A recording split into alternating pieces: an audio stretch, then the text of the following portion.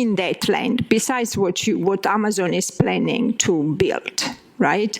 And some of us feel that there is not enough protection in the proposed contract on land use.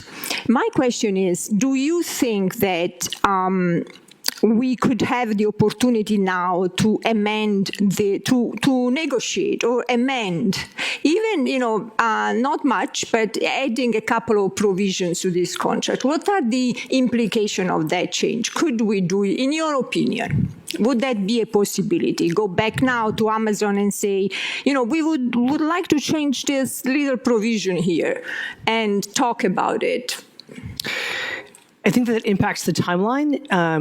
This contract has been under negotiation for the better part of 4 months. And I can't commit to a clause because I'm not a lawyer. And our lawyers would want to review that. I know the city retained outside counsel to negotiate this contract with Amazon. I know that there are a number of meetings and turns on this document. So I think that would impact the timeline, frankly, and this project needs to launch in summer of 2027. Do you think that could be a deal breaker? I'm sorry, adding the... Do you think that passing an amendment tonight to this contract could be a deal breaker?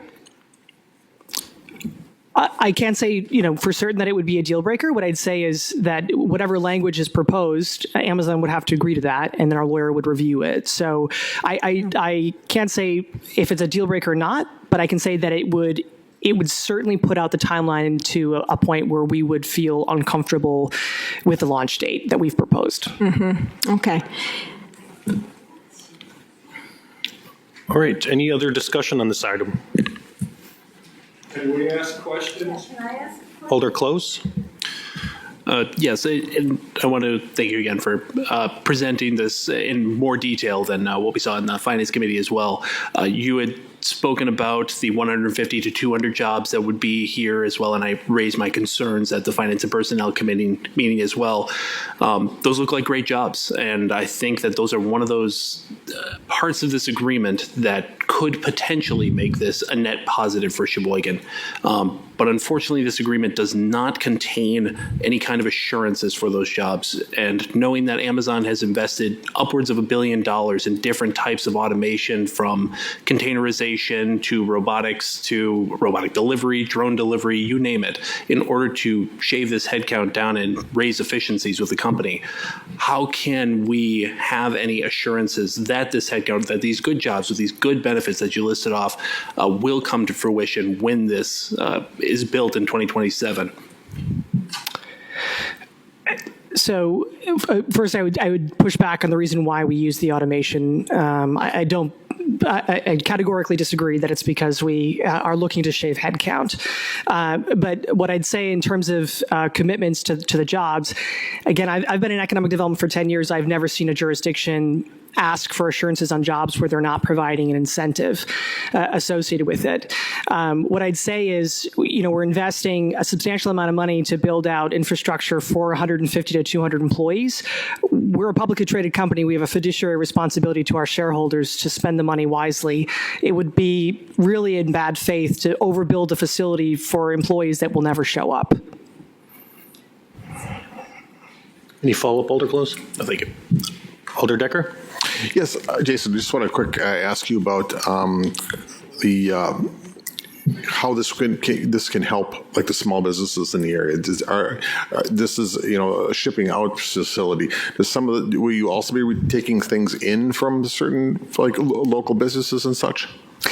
This facility doesn't carry any product. All of the product is stays in there for about 24 hours.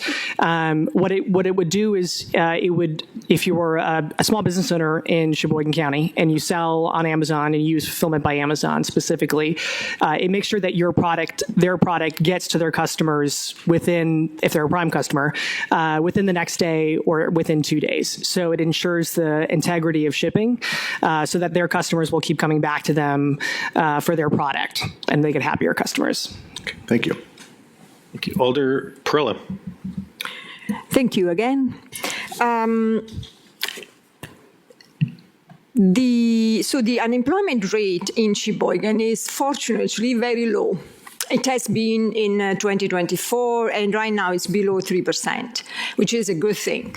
How do you will address that? I mean, the workforce rate, availability rate is pretty low. So how do you expect to fill those jobs? Well, the benefits that I mentioned are really competitive, and so we find that that provides a lot of incentive for employees to work for Amazon. In addition to that, the Amazon name, a lot of people recognize the company, and so we get a little bit of a bump from that. Thirdly, we have a really robust workforce staffing team that partners with local workforce agencies, the State Department of Workforce Development as well, to help us enter those channels. And then if we're still struggling from a workforce perspective to kind of recruit the folks that we need to recruit, we always look at compensation. So whether that's improving the starting wage or oftentimes providing a sign-on bonus. Thank you. I have one more. Mayor, is that possible? One more follow-up. Yes. Yep. It's not technically follow-up, but I take it.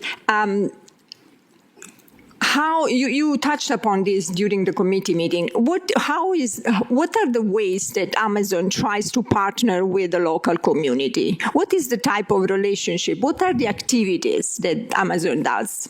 That's a great question. So these facilities will often do a couple of things. One, the team will adopt some sort of local program or initiative. So that's usually if the city has an initiative that they're working on, or there's a local nonprofit. A lot of it is around food insecurity.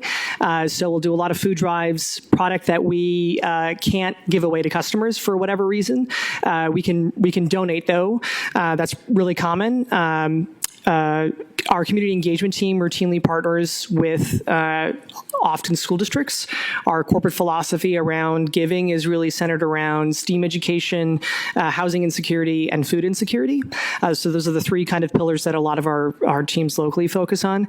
And then what's unique about a delivery station is its focus and its efforts around disaster recovery.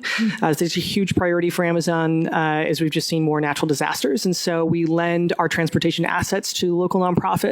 In addition to that, because Amazon is in your community, our disaster recovery team will launch if there's ever a disaster in this community, which means you get access to funding, you get access to transportation, you get access to our network, and you get access to our global team that focuses on disaster recovery. Thank you very much, Jason. Alder Boris. Thank you, Mr. Mayor. I don't really have questions for Jason, but I did want to ask a question of the city administrator.